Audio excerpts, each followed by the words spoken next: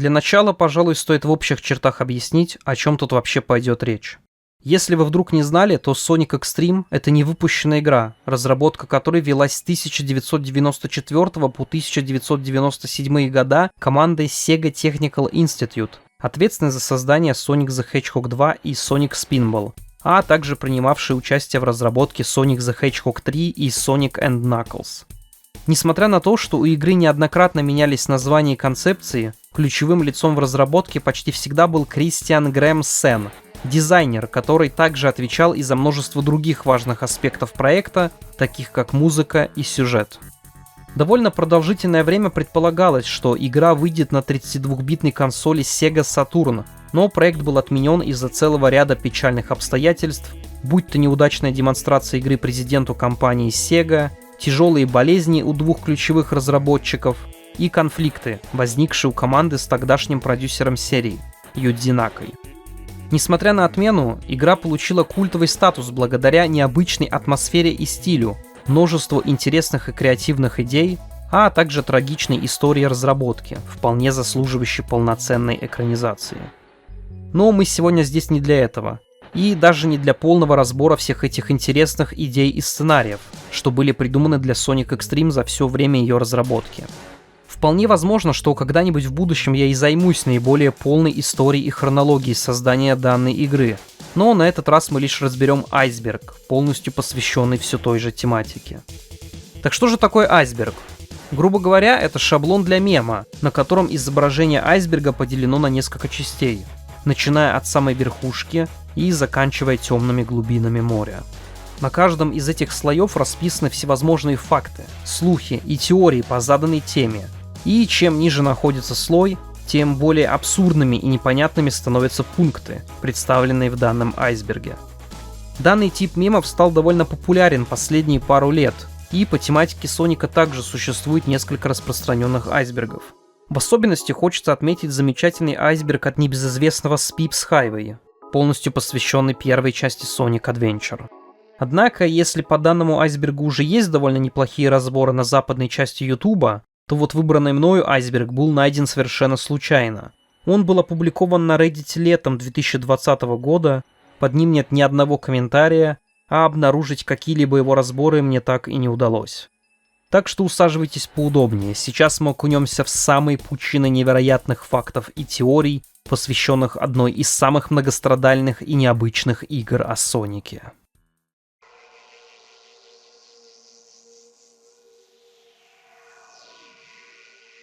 Еще до того, как концепция Sonic X-treme для Sega Saturn была более или менее сформирована, существовало несколько иных идей для новой игры в серии от Sega Technical Institute, которая должна была стать полноценным преемником Sonic and Knuckles и новой крупной главой в истории Соника. Изначально был создан питч под названием Sonic 16, основанный на выходившем тогда мультсериале Sonic SATM, и созданием которого занимался Питер Моравец, дизайнер Sonic Spinball и Comic Zone.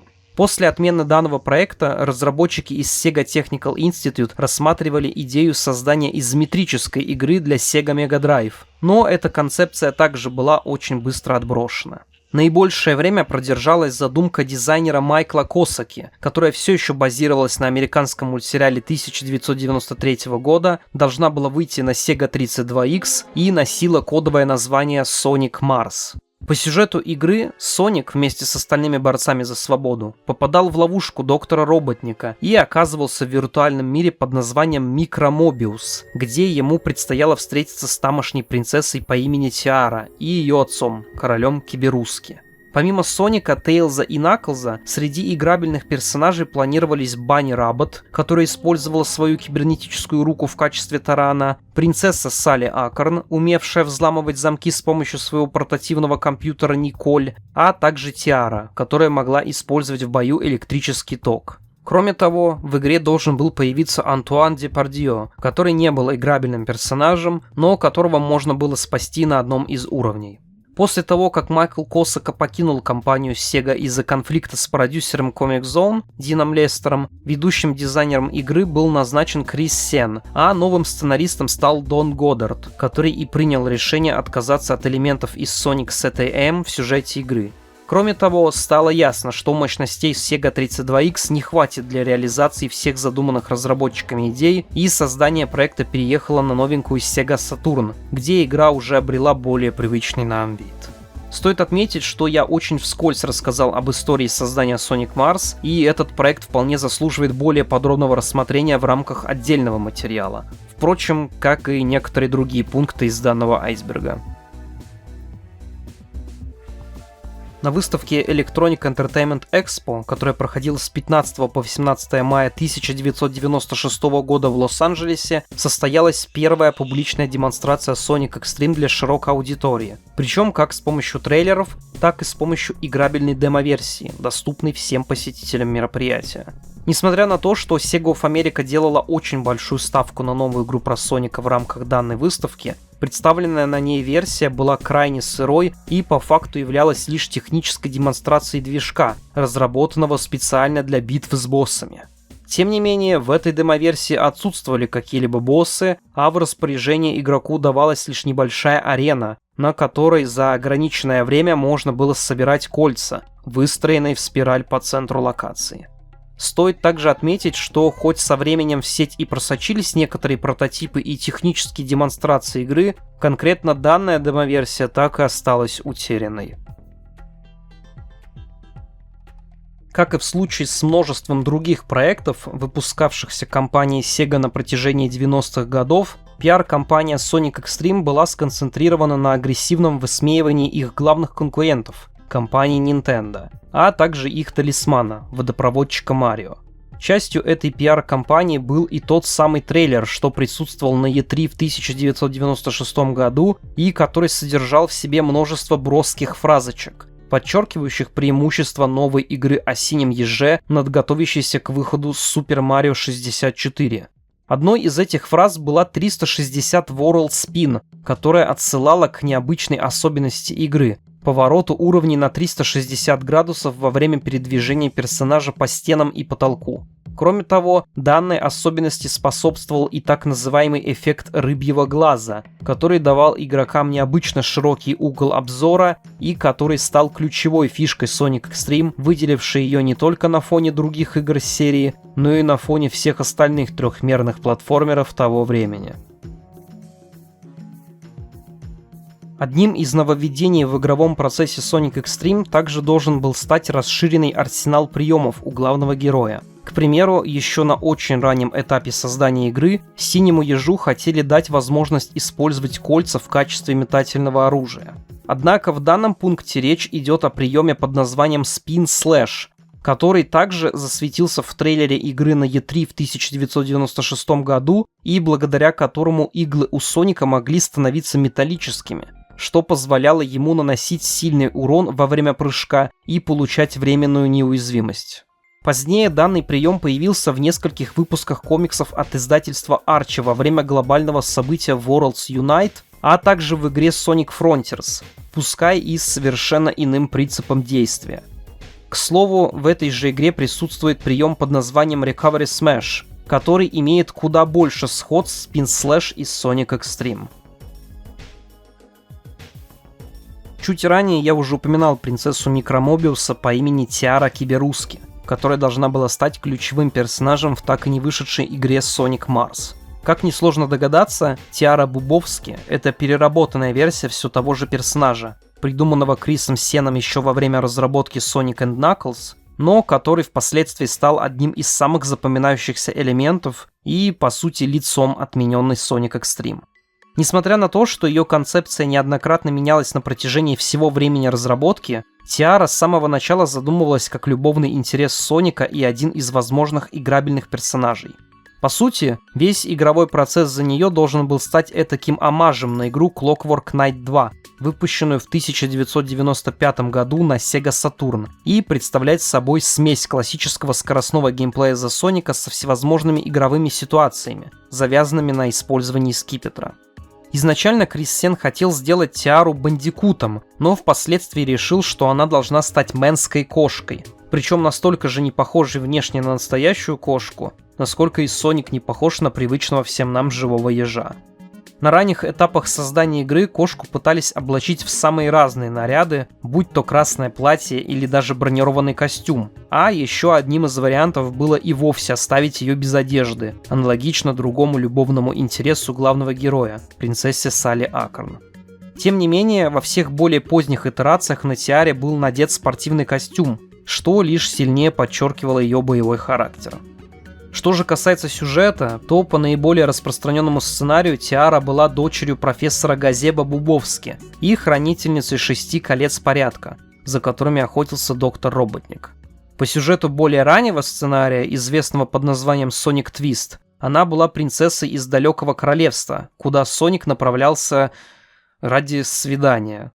Что же касается сценариев Sonic Boom и Sonic Doom, то там кошка была похищена доктором Роботником, дабы заманить главного героя в ловушку и заразить его смертельным вирусом. Довольно забавно, насколько контрастными были сценарии и роль персонажа в разные периоды разработки игры, не правда ли? В дальнейшем Тиара дважды появлялась в качестве камео на страницах комиксов от издательства Арчи, а писатель Иэн Флинн и вовсе хотел полноценно включить ее в сюжет все тех же комиксов. По словам Флинна, он даже общался на этот счет с самим Крисом Сеном, которому нравилась идея включения Тиары в сюжет комиксов о Сонике. Однако позднее он заявил, что возвращение данного персонажа является невозможным по причинам, которые он не может озвучивать. Так назывался финальный, 5-й уровень игры, который представлял собой строительные леса, окружающие уже знакомую всем нам космическую станцию Яйцо Смерти. Данный уровень примечателен тем, что он должен был включать в себя так называемое ядро, о котором я подробнее расскажу в одном из последующих пунктов. Первый и наиболее известный из обнаруженных прототипов игры, который был продан анонимному коллекционеру в сентябре 2005 года, а опубликован лишь 17 июля 2007 года. Он известен под названием 718 из-за того, что на диске с ним было написано Sonic JG 7.18, хотя на самом деле эти числа подразумевают дату его создания – 18 июля 1996 года. По сути, данный прототип представляет собой тестовую сборку, почти не содержащую в себе какого-либо интересного контента. Лишь небольшую поляну, по которой раскиданы кольца и голубые ромбовидные кристаллы, способные подбрасывать персонажа в воздух.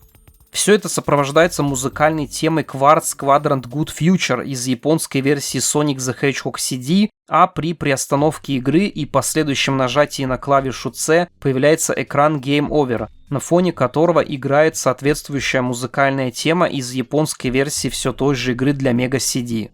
Стоит отметить, что данная сборка имеет отношение к периоду разработки, когда Sonic X-Treme начали в спешке переносить со старого движка, созданного программистом Офером Алланом, на движок от Кристины Коффин, изначально предназначавшийся лишь для битв с боссами.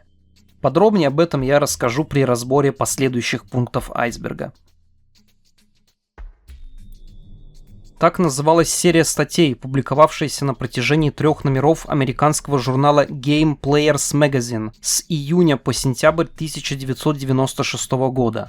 Помимо всевозможной информации об управлении, персонажах и боссах игры, именно в рамках этих статей была рассказана история о кольцах порядка, которую я уже слегка упоминал до этого и о которой чуть подробнее расскажу в дальнейшем.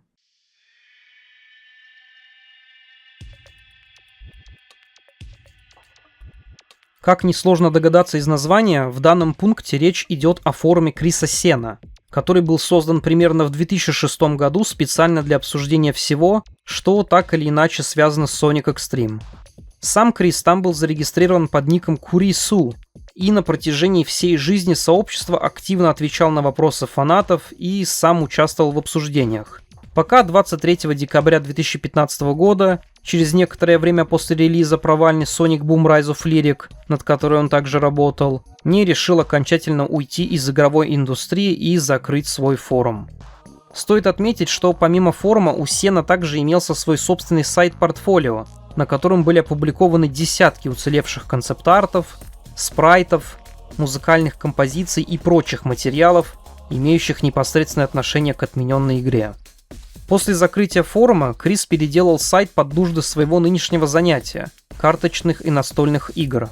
а в качестве подарка для бывших участников сообщества сделал специальный набор карт, на которых были изображены аватары, даты регистрации и количество сообщений того или иного пользователя форума. Ранее я уже рассказывал о том, что помимо самого Соника, одним из играбельных персонажей отмененной Sonic Extreme должна была стать Тиара Бубовски, геймплей за которую был основан на игре Clockwork Knight 2, представляющий собой классический платформер с видом сбоку. Но помимо Соника и Тиары, для игры планировались и другие играбельные персонажи, в частности Tails, Knuckles и Эми, и за каждого из них игровой процесс должен был кардинально отличаться друг от друга. По изначальным задумкам, геймплей за самого Соника был выполнен в изометрическом стиле, в то время как геймплей за Тейлза представлял собой то, что мы по итогу привыкли видеть в большинстве современных 3D игр серии. Вид от третьего лица с камерой позади персонажа. Геймплей за Knuckles же задумывался как этакий лабиринт с камерой, расположенной сверху. Однако, несмотря на то, что Крис Сен очень сильно хотел реализовать разные стили геймплея за разных персонажей, ведущий программист игры Офер Аллен убедил его в том, что стоит сконцентрироваться на игровом процессе за Соника, добавив других персонажей только в том случае, если на их реализацию останется достаточно времени. Таким образом, было решено использовать игровой процесс, изначально предназначавшийся для Тейлза, в качестве основного. Что же касается Эми, то о ее геймплее стало известно из портфолио одного из дизайнеров игры, Росса Харриса. По его словам, Эми могла использовать подбираемые кольца в качестве метательного оружия, прямо как Соник в питче Sonic 16 от Питера Моравица, о котором я уже рассказывал ранее. До этого я уже затрагивал сюжет, который был описан в цикле статей Red Shoes Diaries, публиковавшихся в журнале Game Players Magazine. Он рассказывал о том, как Соник получал сигнал бедствия от профессора Газеба Бубовски и его дочки Тиары, которые являлись хранителями магических колец порядка. После того, как доктор Роботник узнал о существовании этих колец, профессор Газеба обратился к Сонику, дабы тот помог ему остановить злобного доктора и предотвратить его попытки заполучить могущественные артефакты. По словам Криса Сена, история про кольца порядка была придумана наспех специально для цикла статей, и на момент ее публикации окончательного варианта сценария для игры попросту не существовало. Для начала стоит упомянуть о том, что во время разработки игры Sega Technical Institute была разделена на две команды. Первая занималась основной частью на движке, созданием которого руководил программист Офер Аллен, а вторая, под руководством Кристины Коффин, занималась тем самым движком, который изначально предназначался только для битв с боссами. Этот движок с самого начала создавался для аппаратного обеспечения консоли, в то время как работа над основным движком велась преимущественно для персональных компьютеров. Именно поэтому на всех публичных демонстрациях, включая выставку E3, присутствовали прототипы лишь на движке для битв с боссами. Так или иначе, создание игры сразу на двух движках вызвало немало проблем по ходу разработки, о которых я чуть подробнее расскажу в дальнейшем. Но, по итогу, все пришло к тому, что после крайне неудачной демонстрации имеющихся наработок Хаяо Накаяме, тогдашнему президенту компании Sega, Офер и Крис были отстранены от работы над Sonic Extreme. Проект был передан команде под руководством Кристины Коффин, а разработка полностью переехала на движок, который изначально предназначался только для битв с боссами. Полностью отчаявшись и осознав тот факт, что успеть доделать игру к нужному сроку при нынешнем темпе работы будет попросту невозможно, Коффин приехала жить прямо в офис, где днями и ночами почти без сна пыталась перенести хоть какие-то уже имеющиеся наработки из старой версии игры на другой движок. Само собой, ничем хорошим это не закончилось, и где-то в сентябре 1996 года врачи сообщают Кристине, что из-за подхваченной пневмонии ей осталось жить всего несколько месяцев. Но, слава богу, все обошлось. Программистка поборола болезнь и продолжила работать в игровой индустрии, приложив свою руку к созданию легендарной консоли Sega Dreamcast, а в дальнейшем побывав в составе таких крупнейших игровых студий, как Rockstar Games, Ubisoft и DICE. На данный момент она работает в собственной компании Light and Dark Arts, но в 1996 году тяжелая болезнь стала одной из главных причин, по которой разработку Sonic Extreme пришлось приостановить и, в конечном счете, так никогда к ней и не вернуться. На втором уровне игры, известном под названием Crystal Frost Zone, присутствовал момент, когда Соник преодолевал небольшой водный участок с помощью синей платформы, на текстуре которой были изображены глаза. Собственно, об этом объекте и идет речь в данном пункте айсберга. Не думаю, что за этим скрывалась какая-то история, и, скорее всего, на платформе решили нарисовать глаза лишь для соответствия общей сюрреалистичной эстетике игры. Как я уже упоминал ранее, основной движок игры, за создание которого отвечал Офер Аллен, изначально предназначался лишь для персональных компьютеров, с расчетом по его дальнейшему переносу на аппаратное обеспечение консоли. Когда этот момент наконец наступил, Офер ждал крайне разочаровывающий результат. На железе консоли движок выдавал максимум 3-4 кадра в секунду. Несмотря на то, что работа по оптимизации движка все же шла, постоянные задержки, а также конфликты внутри команды разработчиков привели к тому, что руководство решило вмешаться и нанять сторонних людей из компании под названием Point of View для помощи Sega Technical Institute в программировании. Когда они уже сами принялись с нуля переносить более старую версию движка игры с ПК на консоль, оказалось, что это действительно крайне непростая задача, а их начальные результаты получались даже более плачевными, чем у Оффера. Настолько, что после того, как американское подразделение Sega посетил тогдашний президент компании, Хаяо Накаяма, тот пришел в ужас от продемонстрированного ему процесса проделанной работы нанятой ими команды.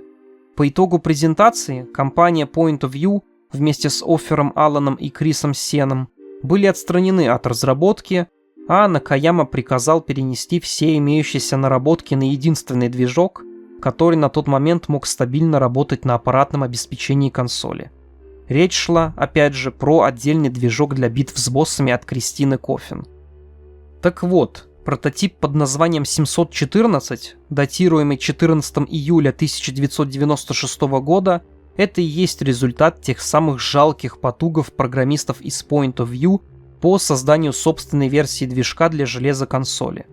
Он был обнаружен в ноябре 2014 года участником сообщества Assembler Games под ником Jolly Roger, вместе с другими прототипами Point of View, которыми компания занималась с 1996 по 1997 года. На деле же это еще одна тестовая сборка с очень грубо перенесенным макетом первого уровня Jade Gully Zone, по которому Соник может бегать, прыгать, собирать кольца и уничтожать врагов. Она действительно запускается и более-менее плавно работает на реальном железе консоли, но выглядит крайне сырой, а эффект рыбьего глаза в ней и вовсе отсутствует. Согласно имеющейся в сети информации, в конце 90-х на украденном девките Sega Saturn были обнаружены материалы, имеющие отношение к периоду разработки Sonic X-Treme, когда ее уже полностью перенесли на движок от Кристины Коффин. Среди этих материалов были модели Соника и Metal Соника, небольшой кусок уровня Jade Gully Zone, а также монитор, на котором изображены Соник и Эми из игры Sonic the Hedgehog CD. Говорится, что помимо моделей из Sonic X-Treme, на украденном девките находились модели из игры Wipeout, что реально можно обнаружить в сети, а также ранее техническая демонстрация Virtua Fighter 3, о которой мне не удалось найти какую-либо информацию. Тем не менее, данную игру действительно планировали выпустить на Sega Saturn, но по итогу она была портирована лишь на Sega Dreamcast. На уровне Crystal Frost Zone, о котором я уже упоминал ранее, можно было обнаружить предмет, выглядящий как большой золотой ключ от замка. После того, как игрок его подбирал, на локации открывался ранее закрытый проход, ведущий к завершению уровня. Больше тут, по сути, и нечего сказать. Еще один из элементов игры, тянущихся со времен Sonic Mars. В те времена мипсами называли жителей Микромобиуса, которых доктор Роботник крал и помещал в своих бадников, по аналогии с животными из других классических игр серии. Название для этой расы существ было придумано Майклом Косакой и являлось аббревиатурой компьютерного термина Million Instructions per Second. Позднее концепция не сильно поменялась. Во время разработки Sonic X-Treme это все еще были существа, которых доктор Роботник помещал в своих роботов. Только теперь они были не жителями Микромобиуса, а обитателями планеты, на которую Соник попадал по наиболее позднему сценарию игры, написанному Хироказуя Сухарой и Ричардом Уиллером.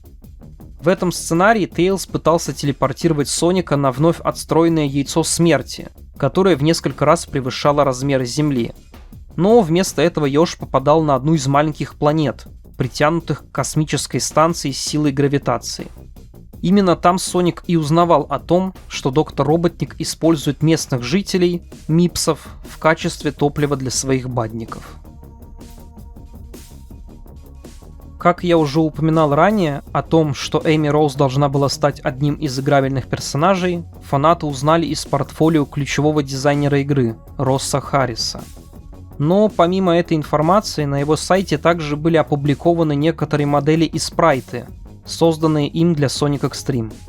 Среди них, к примеру, полностью анимированные спрайты Соника, модели некоторых бадников, таких как Тридрил, Тирекс и Орка, а также модель Эми, о которой и идет речь в данном пункте айсберга. Так назывался архив, опубликованный на просторах сети в 2009 году и содержащий в себе текстуры, спрайты, макеты уровней и программы для их просмотра, которыми пользовались Крис Сен и Офер Аллен при создании их версии игры для ПК. По сути, данная утечка стала первой возможностью для фанатов изучить те самые уровни из Sonic Extreme, которые ранее можно было наблюдать лишь на немногочисленных видео и скриншотах. Кроме того, в данном архиве находились спрайты неких персонажей Чаз и Гэби, о существовании которых на тот момент известно не было.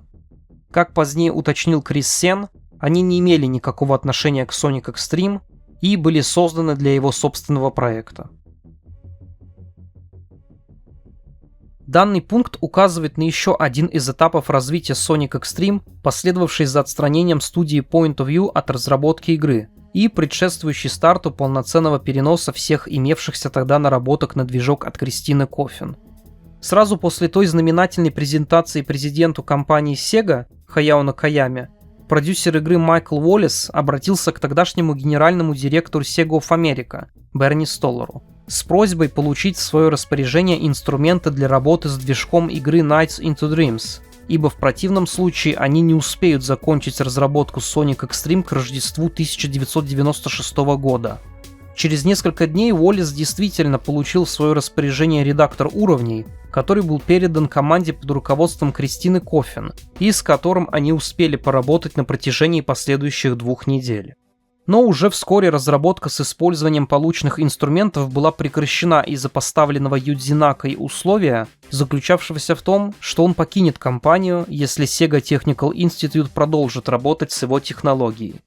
Стоит отметить, что столь категоричное поведение тогдашнего продюсера серии не стало чем-то неожиданным. Он уже не раз ставил ультиматумы и при разработке Sonic the Hedgehog 2, и при разработке Sonic the Hedgehog 3.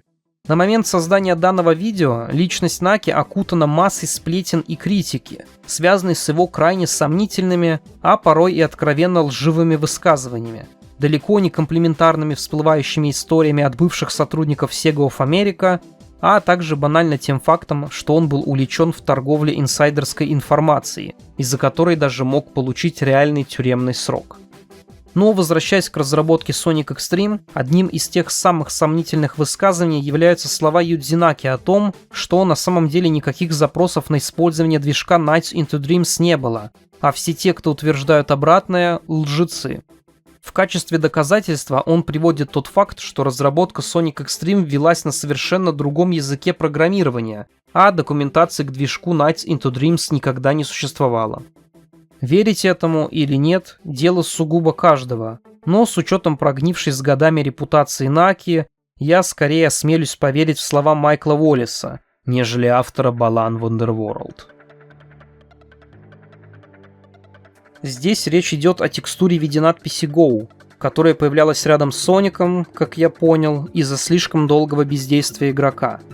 Заметить ее можно на геймплейных кадрах уровня Crystal Frost Zone, опубликованных Крисом Сеном на его сайте Sonic Extreme Compendium. Примерно тогда же, когда вовсю разрабатывалась Sonic X-Treme, компаниями Orion Interactive и BAP Interactive создавалась обучающая игра под названием Sonic Schoolhouse, которая была выпущена для ПК в 1996 году исключительно на территории Северной Америки.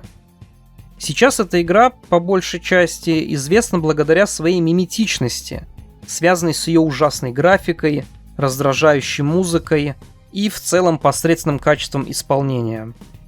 Но есть одна занятная деталь. При создании спрайтов Соника для данной поделки было решено использовать ту самую модель Росса Харриса, которая изначально предназначалась для Sonic X-Treme. Ну, что тут скажешь? Нам остается лишь порадоваться за дизайнера, ведь его работа стала частью столь великой игры.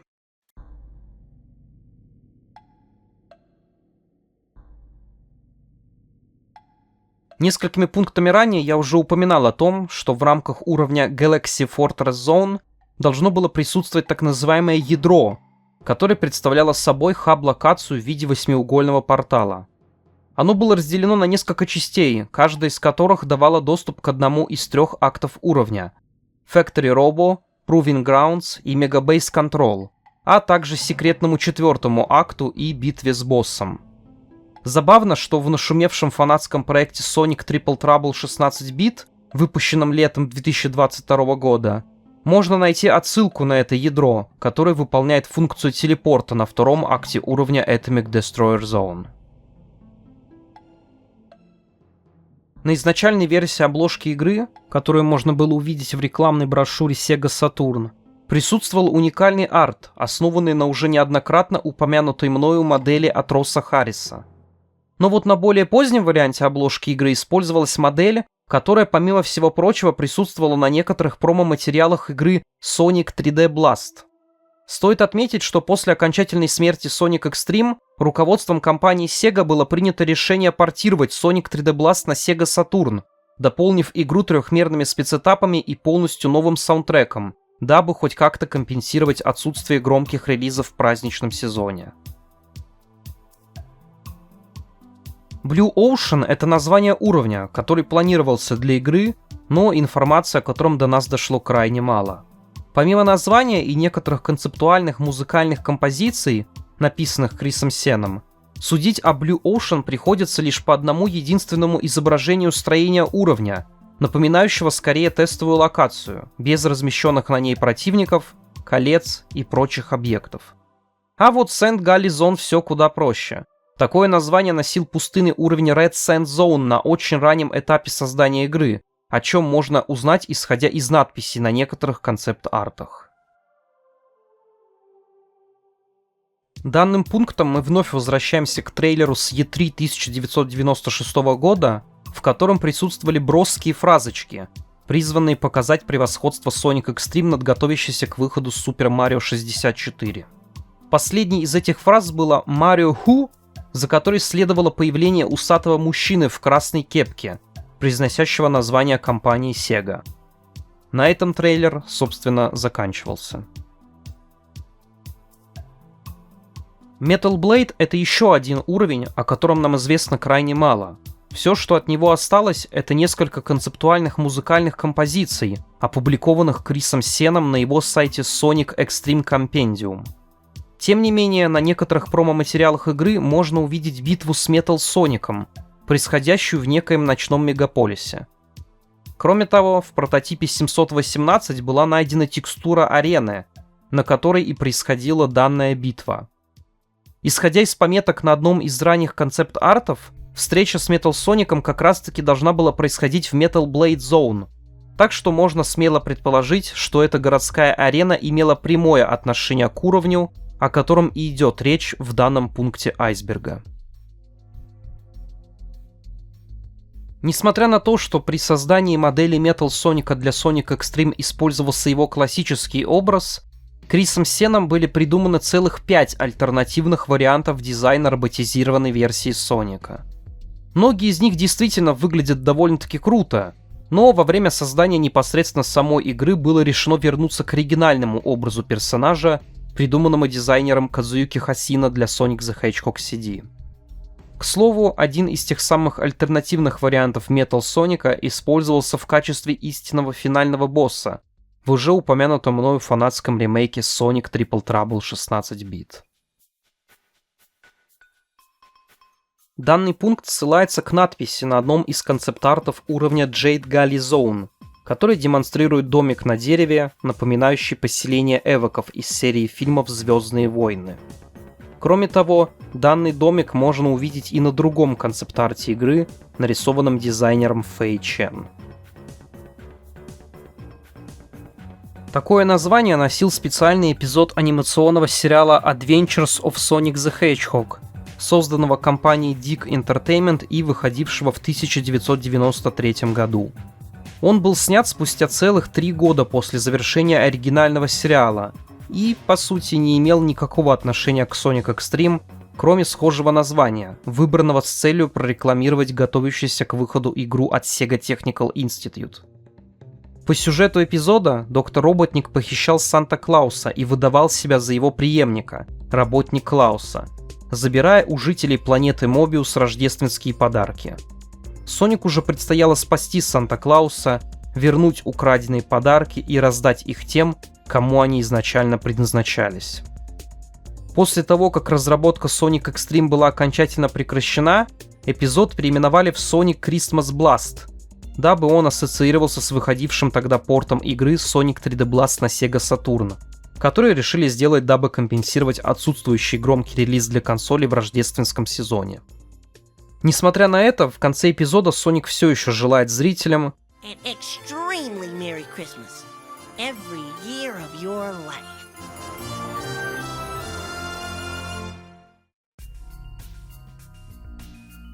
Думаю, многие из вас видели иконический логотип игры с окрашенным в желто-оранжевый цвет словом Extreme. В данном же пункте речь идет о периоде разработки, когда игра уже полностью переехала на движок от Кристины Коффин, а слово Extreme в логотипе стало полностью белым, без какого-либо градиента. Это довольно занятный пункт. Изначально я думал, что автор Айсберга имеет в виду текстуру кнопки, которую можно было неоднократно встретить сразу на нескольких уровнях игры, и на которой изображено некое каменное лицо с висящими по бокам крылышками, отдаленно напоминающими усы доктора Роботника. Но потом я заметил, что в прототипе 714, о котором уже рассказывал ранее, имеется неправильно отображающаяся текстура, буквально изображающая лицо доктора Роботника. Полагаю, автор Айсберга в данном пункте подразумевал именно ее, так что дело можно считать закрытым. Думаю, некоторые из вас могли заметить, что на геймплейных кадрах игры отсутствует какой-либо счетчик жизней. Его можно увидеть лишь на промо-материалах, относящихся к движку от Кристины Коффин. Тем не менее, на всех уровнях игры можно встретить предмет в виде белого орба с изображением Соника, который, по всей логике, должен был стать заменой монитору с дополнительной жизнью из прошлых частей, но по факту давал персонажу лишь временную неуязвимость. Кроме того, в игре можно было встретить предмет в виде числа 50, который также давал Сонику временную неуязвимость, но на менее продолжительный срок, нежели ранее упомянутые мною белые орбы. Это, пожалуй, один из самых интересных пунктов данного айсберга. Ни для кого не секрет, что вышедшая в 2010 году игра Sonic Colors рассказывала о том, как доктор Эггман с помощью гигантского луча притягивал несколько планет, на которых обитают инопланетные существа ВСП, дабы объединить их в гигантский тематический парк развлечений. Ранее я уже рассказывал о наиболее позднем сценарии Sonic Extreme, написанном Хироказуя Сухарой и Ричардом Уиллером, в котором доктор Роботник притягивал к своей космической станции маленькие планеты, на которых обитали инопланетные существа Мипсы. Виспы, Мипсы, есть в этом что-то схожее, правда? Но на этом сходства не заканчиваются. Помимо того, что Хироказуя Сухара написал сценарий во время наиболее позднего этапа разработки Sonic Extreme, он также был одним из дизайнеров уровней, о чем я подробнее расскажу в последующем пункте. Суть в том, что единственным придуманным им уровнем был Candy Mountain Zone, который, судя по названию, был оформлен с помощью конфет. Да, прямо как Sweet Mountain из Sonic Colors, а также Desert Ruins из Sonic Lost World. Ну и раз уж мы затронули Sonic Lost World, еще в 2013 году, когда игру только анонсировали, многие подмечали ее поразительное сходство с отмененной Sonic Extreme. Тут и необычное строение уровней, представляющих собой геометрические фигуры, и акцент на паркурных элементах в управлении главным героем. Первый уровень игры, носящий название Windy Hill, очень сильно напоминал Jade Gully Zone из Sonic Extreme, а третий акт упомянутого мною Desert Ruins буквально представлял собой локацию, полностью состоящую из конфет. Стоит еще отметить, что один из бонусных уровней, добавленных в Sonic Lost World с помощью DLC, был основан на игре Nights into Dreams, с которой у Sonic Extreme также довольно много общего. Помимо все еще присутствующих инопланетных существ-виспов, необычного управления и схожих по тематике уровней, есть и довольно поразительные сходства в историях этих двух игр. По событиям сценария Sonic Saturn, написанного самим Крисом Сеном, Доктор Роботник освобождал из заточения в Мастер-Изумруде 6 демоноподобных элементалей хаоса, захвативших контроль над его армией роботов, а также вынудивших объединиться со своим заклятым врагом, Ёжиком Соником. Думаю, не стоит говорить о том, насколько сильно данный сценарий напоминает о смертельной шестерке и прочих элементах истории, присутствующих в Sonic Lost World. Эти заимствования отметил и бывший комьюнити-менеджер Аарон Уэббер, который не стал отрицать, что разработчики из Sonic Team действительно вдохновлялись отмененной игрой от Sega Technical Institute при создании Sonic Lost World. Однако, через какое-то время нынешний продюсер серии, Такаси Идзука, опроверг слова Уэббера, заявив, что никто в команде даже не знал о существовании отмененной игры. Если честно, в слова Идзуки верится с трудом, да и сам Крис Сен в одном из интервью подмечал очевидное сходство между двумя играми в их геймплее, сюжете и визуальном стиле. Собственно, то, о чем я упоминал в предыдущем пункте. После того, как компания Point of View, Криса Сена и Оффера Аллена отстранили от разработки Sonic Extreme, перекинув всю работу на команду во главе с Кристиной Коффин, для успешного завершения игры было решено подключить легендарного дизайнера Хироказуя Сухару, который был директором всех 3 номерных частей серии на Mega Drive.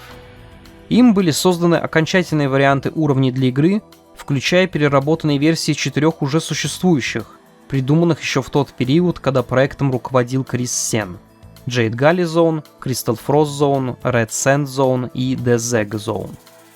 Кроме того, дизайнером был придуман еще один, полностью новый уровень — Candy Mountain, о котором я как раз таки рассказывал в предыдущем пункте айсберга. Название данного пункта и так все говорит само за себя. Как рассказывал Крис Сен, для игры была придумана система, в которой мощность противника можно было определять по его цвету. К примеру, если противник окрашен в синий цвет, значит он слабый, а если в красный, значит он сильный.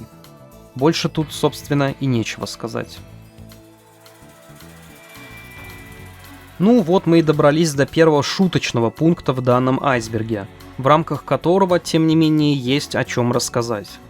Если вы вдруг не знали, то кеметизмом принято называть современную реконструированную политеистическую египетскую религию, пытающуюся возродить ритуалы и философию Древнего Египта, по возможности избежав каких-либо нововведений и осовременивания. Она была основана в 1988 году бывшей веканской жрицей Тамарой Суидой после видения, в котором египетские боги призвали ее возродить древний религиозный культ Черной Земли. Как это связано с Sonic Extreme, спросите вы? Ну, по большей части никак. Однако в игре действительно хватает связи с египетской тематикой. Тут и один из тестовых уровней, выполненных в соответствующем стиле, и планировавшийся босс Голем, очень похожий на того, что в дальнейшем появился в Sonic Adventure 2. Не сказать, что для вселенной Соника это было чем-то новым и необычным. В том же Sonic and Knuckles уже присутствовал уровень Sandopolis Zone, явно вдохновленный египетским сеттингом. Тем не менее, не исключено, что Крис Сен действительно интересовался культурой Древнего Египта, элементы которой и попытался перенести в разрабатывающуюся им игру.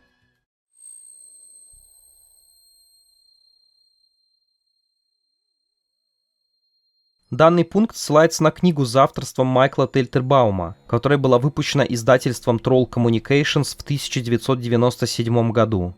Она, как и не вышедшая игра от Sega Technical Institute, носила название Sonic Extreme, однако рассказывала совершенно не связанную с одноименным проектом историю, действия которой происходили в той же вселенной, что и мультсериал Sonic SATAM. Сюжет данной книги стартует с того, что доктор Роботник берет в заложники Банни Раббот, обещая освободить крольчиху только в том случае, если Соник сможет победить его в серии соревнований по экстремальным видам спорта. Тем временем Салли Аккорн и Ротор пытаются придумать альтернативный план спасения подруги, подозревая, что работник не сдержит слова и не отпустит заложницу после победы Соника. Как вы могли заметить, ситуация с книгой очень сильно напоминает ту, что была с рождественским спецэпизодом мультсериала Adventures of Sonic the Hedgehog, когда схожее название было выбрано исключительно для продвижения игры от Sega Technical Institute. Однако, если в том случае было решено переименовать эпизод, дабы подвязать его к выходу порта Sonic 3D Blast на Sega Saturn, то вот книга осталась со своим оригинальным названием, скорее всего из-за того, что она появилась на полках магазинов значительно позже праздничного сезона 1996 года. Насколько я понял, в данном пункте имеется в виду некоторая неточность, допущенная Крисом Сеном при рассказе об участии компании Point of View в разработке игры.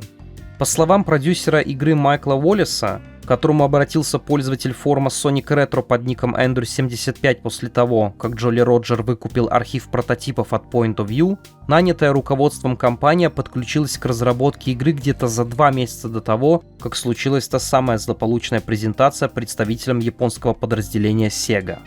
На сайте Криса же было указано, что Point of View работала над игрой за 6-8 месяцев до ее отмены, совместно с другими разработчиками из Sega Technical Institute. Хотя Уоллес отметил, что нанятые программисты лишь использовали дизайнерские наработки Росса Харриса и самого Сена, без непосредственного участия людей из основной команды разработчиков.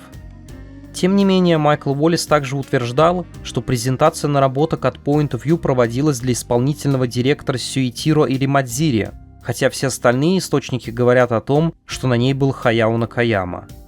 Так что не исключено, что на самом деле Крис все помнит верно, а ошибку допустил именно Уоллес.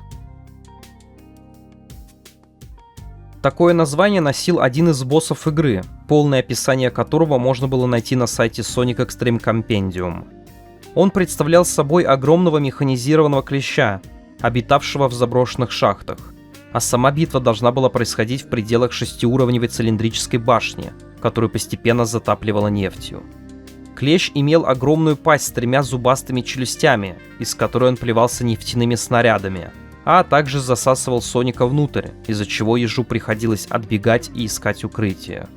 В конце битвы босс хватался за вершину башни своими клешнями, которые нужно было уничтожить, дабы тот упал и разбился. На этом битва с ним, собственно, заканчивалась. Данный пункт ссылается на висящие в воздухе шарообразные объекты, которые можно было увидеть на уровне Galaxy Fortress Zone. Неизвестно, можно ли было как-то взаимодействовать с ними, но внешне они действительно напоминают что-то типа черных дыр. Я ранее уже неоднократно упоминал о том, что основной процесс разработки Sonic Extreme велся с использованием движка, который был написан исключительно для работы на персональных компьютерах. Крис Сен и Офер Аллен рассчитывали, что смогут портировать движок на железо консоли. Но после первых неудачных попыток последовали и все остальные проблемы, такие как отстранение Офера и найм программистов из компании Point of View, а затем и неудачная презентация наработок японскому подразделению компании Sega. Интересный момент, о котором я еще не упоминал ранее, заключается в том, что после отстранения Сена и Аллена они не прекратили работу над проектом, а продолжили развивать его параллельно с попытками команды Кристины Коффин по переносу имевшихся тогда наработок на отдельный движок для битв с боссами. Однако их работа заключалась не в очередной попытке адаптировать свой движок для железа консоли, а в создании отдельной версии игры исключительно для ПК, с последующей попыткой продвинуть ее руководству подразделения Sega PK, которое на тот момент занималось портированием уже существующих для консолей проектов. Само собой, ничем хорошим это не закончилось. Руководство подразделения им закономерно отказало, ссылаясь на то, что на завершение подобного проекта потребуется колоссальный бюджет, которого у Sega ПК в распоряжении не было. Тем не менее, Крис озвучил и другую причину, по которой им могли отказать. После демонстрации наработок от Point of View президенту компании Sega Хаяо Накаяме, тот мог наложить запрет на выпуск чего-либо, что содержало в себе код движка от Оффера Аллена, подразумевая, что игра должна работать лишь на том движке, что был создан командой под руководством Кристины Коффин. Так или иначе, пока основной костяк разработчиков Sonic Extreme столкнулся с неприятным известием о болезни Кристины, который повлек за собой закономерную заморозку проекта на неопределенный срок, тандем Сена и Аллен развалился по удивительно схожей причине. Из-за сильного ухудшения здоровья Крис больше не мог продолжать работу над своим проектом мечты, а врачи говорили, что такими темпами он протянет еще от силы месяцев 6. Оффер же, в свою очередь, решил покинуть компанию. Ну, о его дальнейшей судьбе мы еще поговорим позднее. Данный пункт вновь отсылает нас к сюжету из цикла статей Red Shoes Diaries, который начинался с отправки сигнала бедствия Тиарой и ее отцом, Газеба Бубовски. Я уже неоднократно рассказывал об этой истории ранее, так что предлагаю не заострять на ней внимание и просто перейти к следующему пункту. Эту надпись можно увидеть на изображении, которое демонстрирует Тиару, стоящую в поле с ананасами, и которое было опубликовано Крисом Сеном на его сайте Sonic Extreme Compendium. Не представляю, что должна была значить данная фраза, но на ум приходит похожая цитата из Фореста Гампа. «Жизнь как коробка шоколадных конфет. Никогда не знаешь, какая начинка тебе попадется». Если же у вас есть какие-нибудь свои предположения на этот счет, то обязательно делитесь ими в комментариях. Это довольно занятный пункт. Думаю, некоторые из вас слышали о ZBrush, программе для 3D-моделирования от компании Pixelogic, главной особенностью которой является наличие инструментов, делающих работу похожей на лепку из так называемой цифровой глины.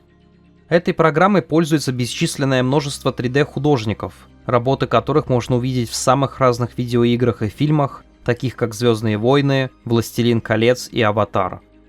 Суть в том, что основателем Pixelogic, а по совместительству и создателем ZBrush, является Оффер Аллен.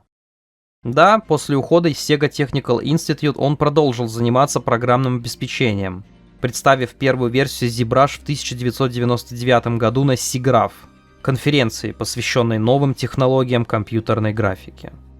Ну а в 2014 году Оффер и вовсе получил почетную премию «Оскар» за вклад и развитие технологий, повсеместно использующихся в кинематографе. Тем не менее, мне не удалось найти какую-либо информацию о том, что Аллен мог использовать наработки от своего движка для Sonic Extreme при создании ZBrush, помимо очевидного опыта в написании графического редактора.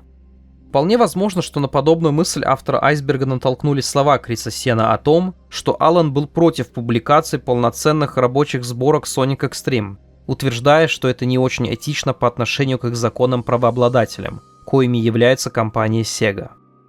Но так или иначе, это просто ничем не подкрепленная теория, как и некоторые другие пункты, которые мы будем разбирать в дальнейшем. Помимо уже упомянутой мной американской серии комиксов, издававшейся на протяжении множества лет компании Archie Comics, существовала также и британская, которая носила название Sonic the Comic и выпускалась компанией Fleetway Publications с 1993 по 2002 года. Как правило, большая часть игр серии в том или ином виде получала адаптации в рамках этих серий комиксов. И Крис Сен говорил, что сюжет Sonic Extreme также рассматривался для переноса на страницы комиксов от издательства Archie. Тем не менее, об адаптации от издательства Fleetway никакой информации не поступало, а единственное упоминание Sonic Extreme на страницах британских комиксов было в статье под названием Saturn Streams Up with Sonic Extreme, рассказывающей о ключевых особенностях игры и опубликованной в летнем спецвыпуске 1996 года. Этим пунктом мы ненадолго вернемся к самому началу разработки Sonic Extreme, когда видение проекта еще не было окончательно сформировано. Как я уже рассказывал ранее, одна из наиболее ранних концепций игры носила название Sonic 16, основывалась на мультсериале Sonic Set AM и была придумана дизайнером Питером Моравицем, который до этого участвовал в создании игры Sonic Spinball. После того, как данная концепция была отброшена, Моравиц вместе со своим коллегой Адрианом Стивенсом решил основать свою собственную студию, которая продолжила бы работать над играми для консолей компании Sega, но уже в качестве независимого разработчика. Однако руководство уговорило Питера и Адриана остаться в стенах компании, предложив им возможность возглавить новое подразделение Sega Technical Institute, которое базировалось в городе Бербанк, штат Калифорния. Уже на новом рабочем месте Моравиц и Стивенс начали придумывать всевозможные концепции для потенциальных проектов, среди которых было продолжение игры Comix Zone Sega Mega Drive, а также полностью трехмерный проект про Соника для Sega Saturn, не имевший никакого отношения к разрабатывавшейся параллельно Sonic Extreme. Игра, которая на тот момент носила рабочее название Sonic Saturn, должна была стать более реалистичным взглядом на вселенную Соника, но была отменена из-за того, что не пришлась по душе тогдашнему продюсеру серии, Юдзи Наки.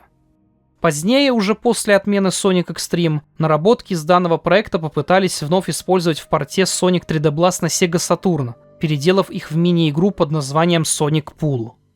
Увы, но из-за нехватки времени и ресурсов на ее разработку, идея была вновь забракована, а вместо нее в порт решили включить полноценные трехмерные спецэтапы, базировавшиеся на тех, что до этого присутствовали в игре Sonic the Hedgehog 2.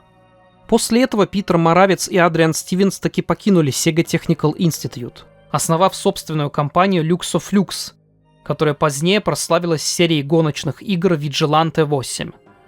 Так какой неизвестный билд от Luxoflux подразумевается в данном пункте айсберга? А черт его знает, но можно предположить, что автор имел в виду прототип Sonic Pool, хоть этот проект и делался еще в стенах компании Sega, а не Luxoflux. Также стоит отметить, что через некоторое время после закрытия Sega Technical Institute, о чем еще расскажу позднее, Крис Сен также устроился в Luxoflux, где вместе с Питером и Адрианом поработал над играми серии True Crime и Шреком 2. Несмотря на то, что разработчиками из Sega Technical Institute было придумано множество всевозможных идей для битв с боссами, большинство из них так и не ушло дальше условных концепт-артов и описаний. Ну а если быть точнее, то на промо-материалах игры, будь то скриншоты в журналах или видео со всевозможных мероприятий, можно увидеть лишь двух боссов: Metal Соника, о котором я уже рассказывал ранее, и снайпера Фенга, также известного как Ласка Нек, персонажа, дебютировавшего в портативной игре Sonic Triple Trouble, а затем появившегося еще в нескольких, таких как Sonic Drift 2 и Sonic the Fighters. Тем не менее, по словам Кристины Коффин, ее команда успела сделать еще одного полностью функционирующего босса, который был своего рода злым клоном Соника. Нет никакой информации по поводу того, что он конкретно должен был из себя представлять, но смею предположить, что это была всего лишь временная заглушка. Думаю, за все время просмотра данного видео вы уже устали слышать про ту самую злополучную презентацию японскому представительству компании Sega, ставшую ключевой причиной в неизбежной смерти столь многострадальной игры. Как я уже рассказывал ранее, во время данной презентации Хаяо Накаяме были показаны две версии игры, одна из которых была создана программистами из компании Point of View, а вторая работала на движке для битв с боссами, созданном командой под руководством Кристины Коффин.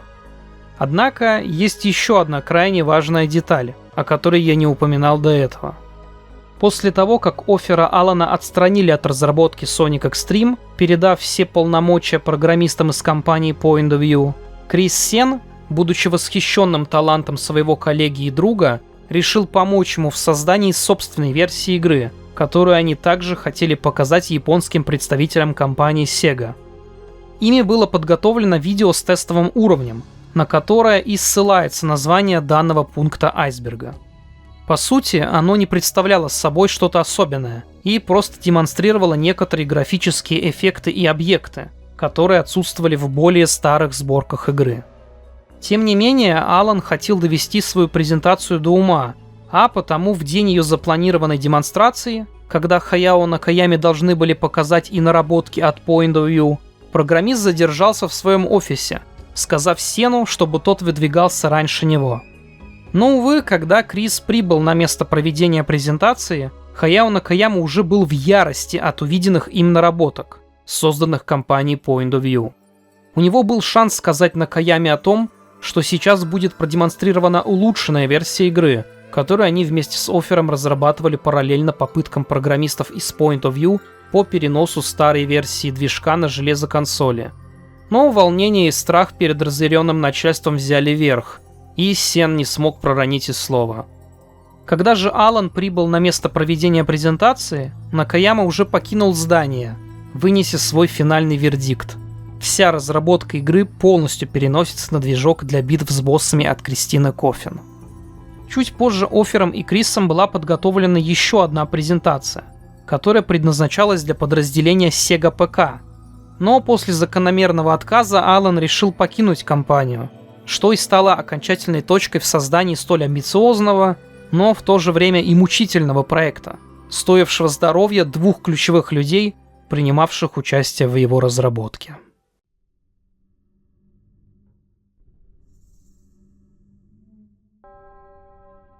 Последний слой айсберга стартует с поистине странного пункта. По ходу подготовки к его разбору мною было изучено какое-то нереальное количество материала, будь то всевозможные интервью или давным-давно заброшенные темы на форумах.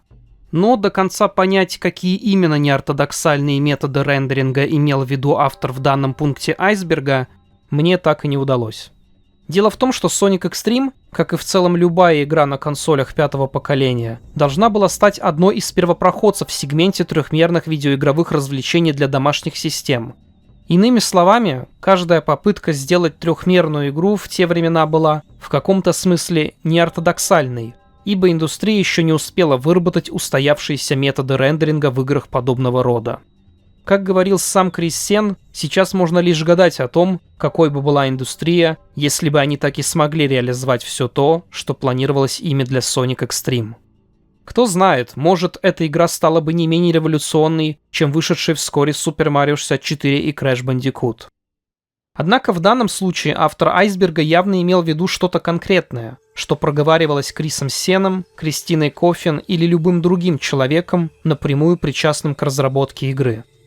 Первым, что мне удалось обнаружить и что подходило под описание неортодоксальных методов рендеринга, стали слова Криса Сена в разделе ответов на вопросы на его официальном сайте, где он рассказывал, что Оффер Алан добился эффекта рыбьего глаза благодаря неким сложным алгоритмам.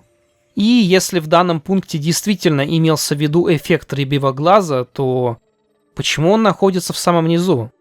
Ведь это, по сути, чуть ли не самая известная фишка отмененной игры, в то время как куда менее обсуждаемые факты можно встретить уже на верхних слоях айсберга.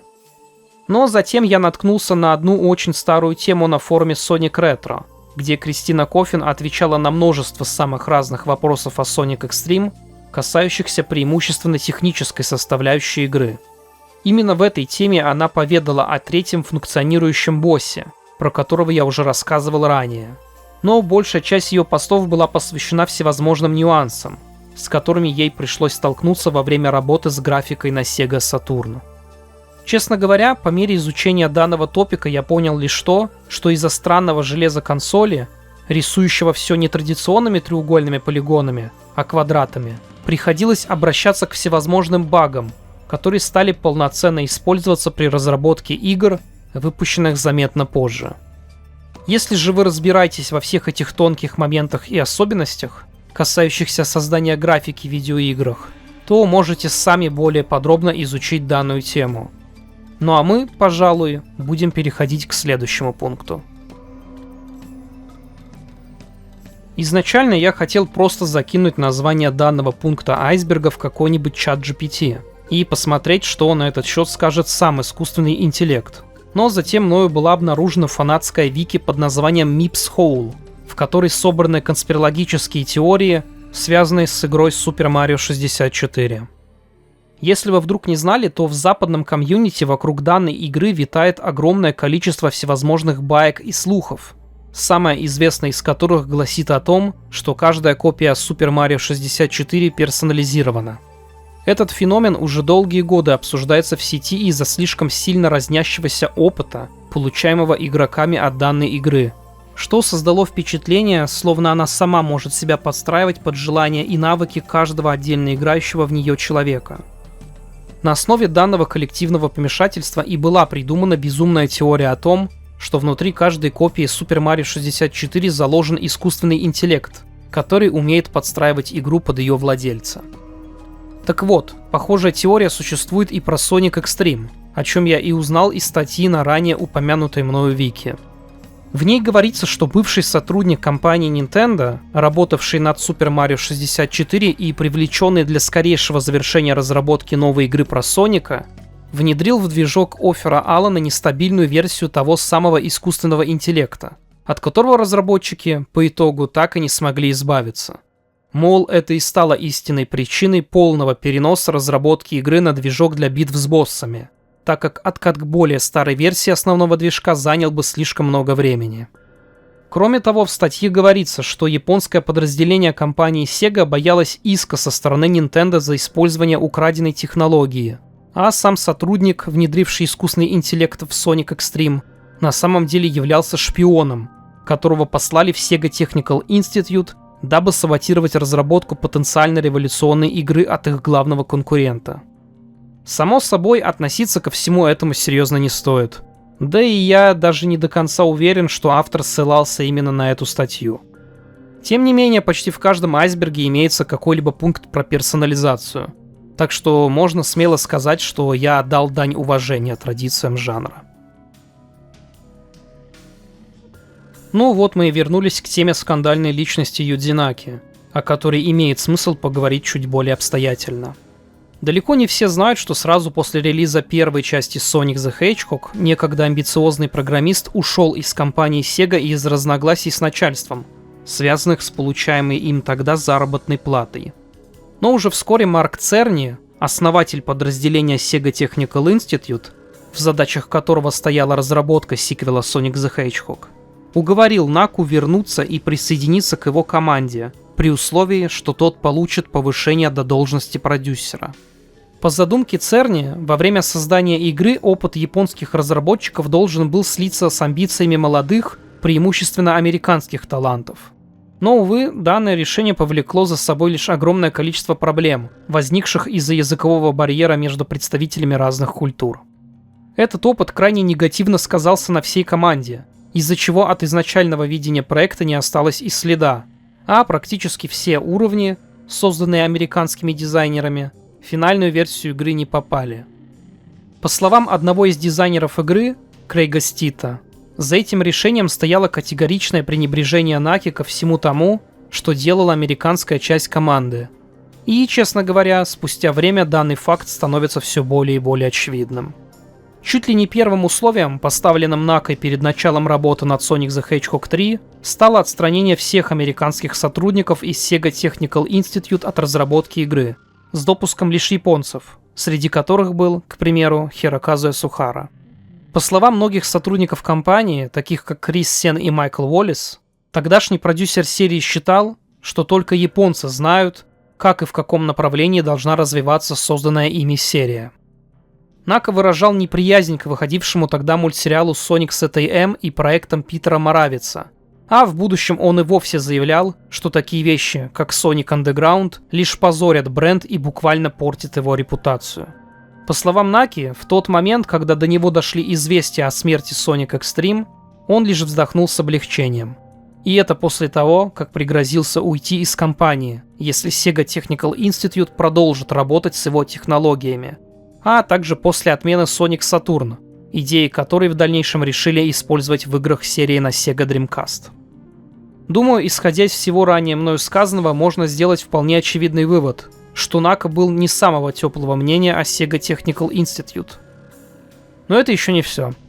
После того, как Sonic Extreme была отменена, часть сотрудников, включая самого Криса Сена, начала работать над новым проектом для Sega Dreamcast. Им стал рельсовый шутер под названием Geist Force, который должен был стать своеобразным ответом серии Star Fox от компании Nintendo. По словам продюсера игры Марка Субботника, к ним как-то в офис наведался сам Юдзи Нака, который говорил с сопровождающими его коллегами на японском, предполагая, что никто из команды разработчиков его не поймет. Но оказалось, что многие из сотрудников спокойно владели языком и услышали, как Нака сказал, что всю их команду планируют уволить, оставив лишь одного специалиста, который сможет адаптировать наработки и технологии из Geist Force в новом проекте про Соника. Ну а когда спустя годы эти подробности так и всплыли в сети, Нака стал ожидаемо все отрицать, утверждая, что вообще не знал о существовании данной игры, а все те, кто говорят обратное, лжецы. Ну, команда распалась, игру отменили, а Крис Сен ушел работать к своим коллегам из Sega Technical Institute в их новую студию Lux of Lux. После этого Сен проработал еще в нескольких видеоигровых компаниях, включая Big Red Button Entertainment, выпустившую печально известную Sonic Boom Rise of Lyric, а затем окончательно ушел из игровой индустрии. Официальной причиной закрытия Sega Technical Institute считаются напряженные отношения между японским и американским подразделениями компании Sega, повлекшие к уходу многих сотрудников и глобальной реструктуризации. И, на самом деле, причин для этого действительно было много. О ведении бизнеса тогдашним президентом Sega of America Томом Коллински, а также его отношениях с японским начальством вполне можно делать отдельное видео. Тем не менее, исходя из всех имеющихся на руках фактов о влиянии Наки, его постоянных ультиматумах и откровенному пренебрежению к американским сотрудникам, вполне логично предположить, что он действительно мог внести свою лепту в окончательное закрытие некогда великой Sega Technical Institute. Эта фраза звучит в музыкальной композиции Trench, использовавшейся в видео с подзаголовком New Technology, о котором я уже рассказывал ранее.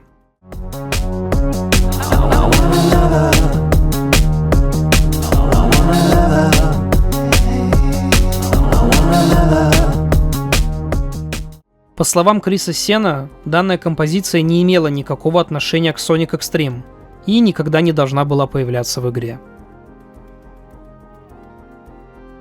Данный пункт, как я понял, ссылается на довольно посредственную крипипасту под названием Sonic Extreme A Strange Disc за авторством Nate Snivy YT, описывающую прохождение случайно найденной на рынке копии отмененной игры, содержащей в себе не только ряд странных глюков, но и некую черную пустоту, в которую Соник попадает после завершения уровня Crystal Frost Zone и Metal Blade Zone.